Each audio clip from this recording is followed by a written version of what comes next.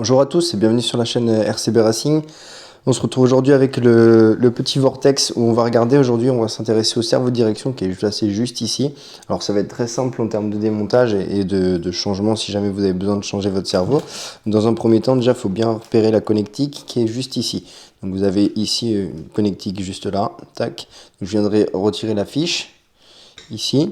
Il faudra déclipser, enlever bien le fil qui passe juste ici dans ce petit clips là. Je vais le faire comme ça on pourra bien voir. Tac, je vais venir enlever, tirer le fil ici. Tac, voilà. Et là donc du coup mon cerveau est débranché dans un premier temps. Pour le maintien, vous allez avoir enlevé en un premier temps ici. Alors c'est juste, c'est pas assez fragile donc il faudra y aller doucement. Mais ici si je fais levier, j'ai une rotule qui va venir tenir un petit bras donc sur le palonnier de direction. Je vais venir le retirer tranquillement pour pouvoir éviter de tout casser. Tac. Ici, il est décroché et du coup, j'ai mon cerveau, mon palonnier qui sont encore scellés l'un ou l'autre. Pour enlever tout ça, j'ai deux petites vis qui sont juste là. On va venir les retirer pour regarder ça. Tac. Utilisez bien le bon pas de vis pour pas foirer les vis là-dessus parce qu'après derrière, c'est assez compliqué de pouvoir récupérer ce genre de petites vis comme ça.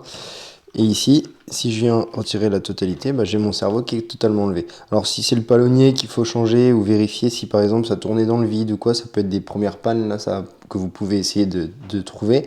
Vous viendrez démonter ici la vis, enlever la vis qui est ici, pour voir si déjà les dents au niveau du palonnier sont pas abîmées.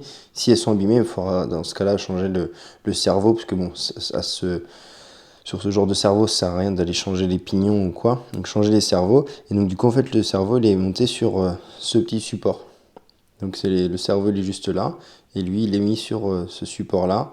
Tac. Où du coup, il va être fixé sur la voiture. Donc pour le remonter, rien de plus simple. Je vais venir remettre mon cerveau en position.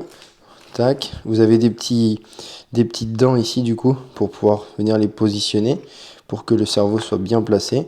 Normalement, ça vient se cranter. À ce moment-là, vous savez que votre cerveau il est bien placé et que vos vis elles vont tomber pile poil là où vous allez les mettre. Donc, tac. Oups. Je vais remettre ça.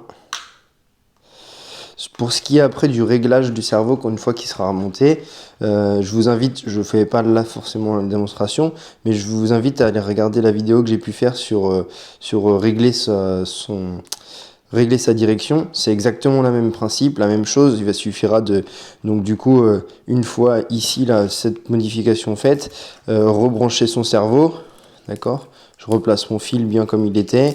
Je vais remettre mon cerveau au niveau de l'ESC. Tac, si j'arrive à le bien passer. Hop.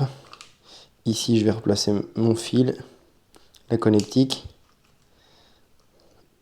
C'est tout petit, hein. Faut pas des gros doigts.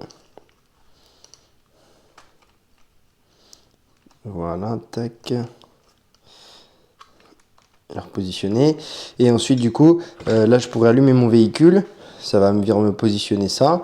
Et comme j'expliquais sur l'autre vidéo, du coup, je vais venir régler vraiment le palonnier pour que ce soit bien centré. Mais là, on l'a pas démonté, donc en soi, normalement, ça ne doit pas poser de soucis.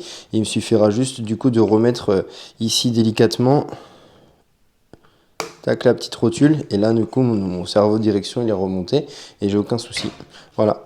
Donc c'est très simple de démonter, c'est juste qu'il faut faire attention, c'est ici un petit peu dangereux si je force un peu trop, puis il faut pas forcer non plus sur le palonnier, donc il faut y aller tranquillement. Mais voilà, si vous voulez changer le cerveau, c'est comme ça qu'il faut faire sur ce petit modèle, et même sur certains modèles de ce genre de gamme. Voilà, on se retrouve bientôt pour un autre tuto, on verra aussi le SC, le moteur, le cardan central, comment les démonter. On aura fait une bonne partie du véhicule, il nous manquera quasiment rien là-dessus. Donc voilà, merci à vous, au revoir.